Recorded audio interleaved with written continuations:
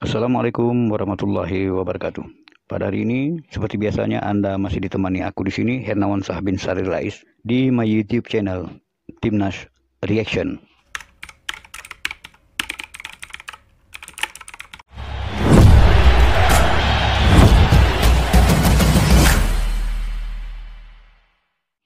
Adapun untuk hari ini, aku akan membahas tentang satu kisah pembahasan yang penuh fenomena di Piala AFF. Tanpa berlama-lama, mari kita teruskan dengan pembahasan kita untuk hari ini. Pencapaian timnas Indonesia dalam ajang Piala AFF menunjukkan catatan yang cukup menarik. Sejak pertama kali dihelat pada tahun 1996 dengan nama Piala Tiger, Indonesia telah berhasil mencapai final sebanyak 6 kali, yaitu pada tahun 2000, 2002, 2004, 2010, 2016, dan 2020. Walaupun sering mencapai fase akhir, timnas Indonesia belum pernah meraih gelar juara. Fenomena ini memunculkan sebutan spesialis runner-up di kalangan penggemar sepak bola. Setiap edisi Piala AFF selalu menyajikan drama dan momen-momen menarik yang tak terlupakan. Salah satu momen paling berkesan terjadi pada edisi 2004, di mana Boaz Salosa menjadi sorotan utama. Di usianya yang baru 18 tahun, Boaz menunjukkan kemampuan luar biasa sebagai penyerang yang sangat berbahaya. Pelatih Indonesia saat itu, Peter White, memadukan Boaz dengan Ilham Jaya Kusuma yang merupakan pemain senior, berpengalaman, dan berusia 8 tahun lebih tua. Kolaborasi keduanya menghasilkan performa yang mengesankan. Dengan Boaz mencetak 4 gol, hanya tertinggal 3 gol dari Ilham yang berhasil mengoleksi 7 gol dan meraih gelar top skor. Selain Boaz dan Ilham, timnas Indonesia juga diperkuat oleh sejumlah pemain bintang lainnya, seperti Mahyadi Pangabean, Eli Aiboy, Kurniawan Dwi Yulianto, Karis Lianto, Ponerio Astaman, dan Mauli Lesi. Dengan komposisi pemain terbaik, Indonesia kembali melaju ke final dengan bertemu dengan Singapura. Sayangnya, dalam 2 pertemuan final tersebut, Boaz dan rekan-rekannya harus mengakui keunggulan lawan. Pada pertandingan pertama, Indonesia kalah dengan skor 1-3. Dan di laga final kedua, mereka kembali mengalami kekalahan dengan skor 1-2. Pencapaian timnas Indonesia di Piala AFF menjadi bagian penting dari sejarah sepak bola tanah air. Meskipun gelar juara masih menjadi impian yang belum terwujud. Panggung BP dan Sikurus.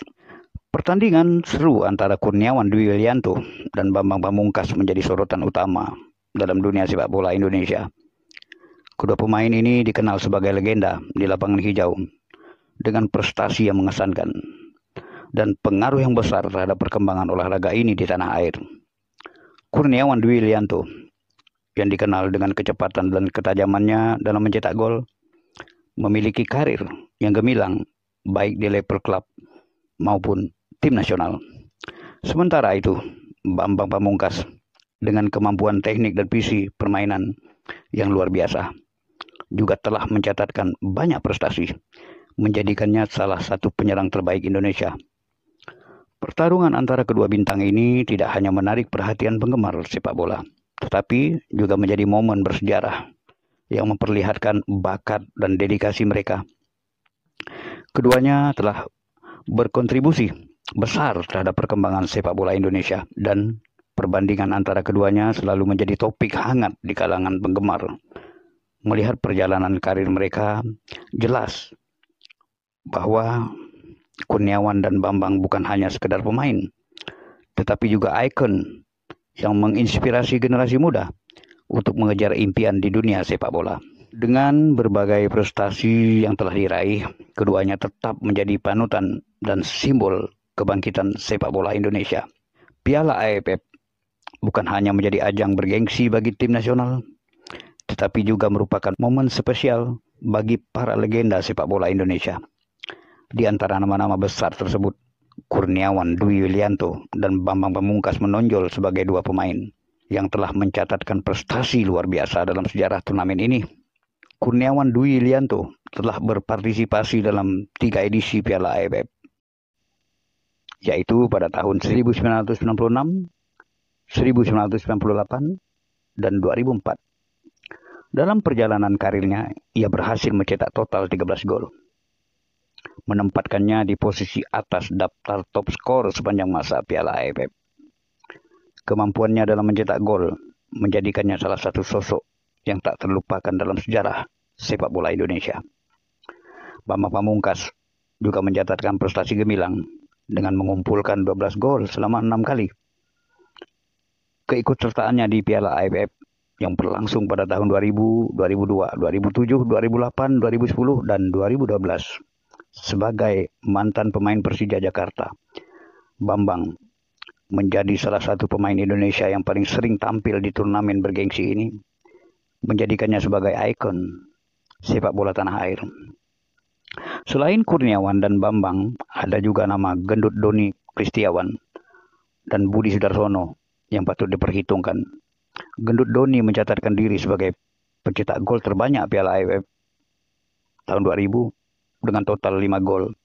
Sementara itu, Budi Sudarsono meraih pencapaian serupa pada Piala AFF 2008 dengan koleksi 4 gol. Keduanya menambah warna dan prestasi dalam sejarah turnamen ini. Drama penguras emosi. Perjalanan tim nasional Indonesia di Piala AFF tidak lepas dari momen-momen dramatis, termasuk 2 adu penalti yang sangat menguras emosi. Salah satu yang paling diingat terjadi pada tahun 1998 ketika Indonesia yang dipimpin oleh pelatih Rusdi Bahalwan berhadapan dengan Thailand dalam perebutan tempat ketiga. Pertandingan berlangsung di Stadion Tong Nhat, Ho Chi Minh City, Vietnam, dan menjadikan duel yang sangat sengit. Setelah melewati waktu normal dengan skor imbang 3-3, laga terpaksa dilanjutkan ke babak adu penalti. Dalam momen krusial ini, para eksekutor penalti Indonesia yaitu Uston Nawawi, Bima Sakti, Yusuf Ekodono, Kuncoro, dan Imam Riyadi tampil dengan luar biasa. Mereka berhasil menjalankan tugas dengan sempurna hingga Indonesia meraih kemenangan tipis 5-4. Kemenangan ini tidak hanya menambah koleksi prestasi Indonesia di Piala AFF, tetapi juga memberikan pelajaran berharga tentang ketahanan dan semangat juang. Momen-momen seperti ini menjadi bagian tak terpisahkan dari sejarah sepak bola Indonesia yang selalu dikenang oleh para penggemar. Hanya Tuhan dan Thailand yang bisa hentikan timnas Indonesia. Piala AFF tahun 2002 menyajikan situasi yang sangat mencekam, terutama bagi penggemar sepak bola Indonesia. Indonesia dan Thailand kembali bertemu, namun kali ini di babak final. Sebagai tuan rumah, Bambang Pamungkas dan rekan-rekannya di bawah kepimpinan pelatih Ivan Kolev bertekad untuk mengalahkan Thailand di Stadion Utama Gelora Bung Karno. Namun hasil pertandingan ini sangat mengecewakan. Di hadapan ribuan pendukung setia skuad Garuda harus menerima kenyataan pahit setelah pertandingan berakhir imbang 2-2. Pertandingan pun dilanjutkan ke babak adu penalti. Meskipun Thailand bermain dengan 10 orang sejak menit ke-57 akibat kartu merah yang diterima Chukiat Nosarung, Indonesia gagal memanfaatkan keunggulan tersebut. Dalam adu penalti, Indonesia mengalami kekalahan 2-4 dengan Bejo Sugiantoro dan Firmansyah gagal mengeksekusi penalti. Pada urutan kedua dan ketiga, kekalahan ini menjadi salah satu momen paling menyakitkan dalam sejarah Piala AFF bagi Indonesia. Dengan melihat kembali pengalaman pahit tersebut, banyak yang bertanya-tanya tentang peluang Indonesia di Piala AFF tahun 2024. Tim kali ini diisi oleh pemain-pemain muda berusia di bawah 22 tahun.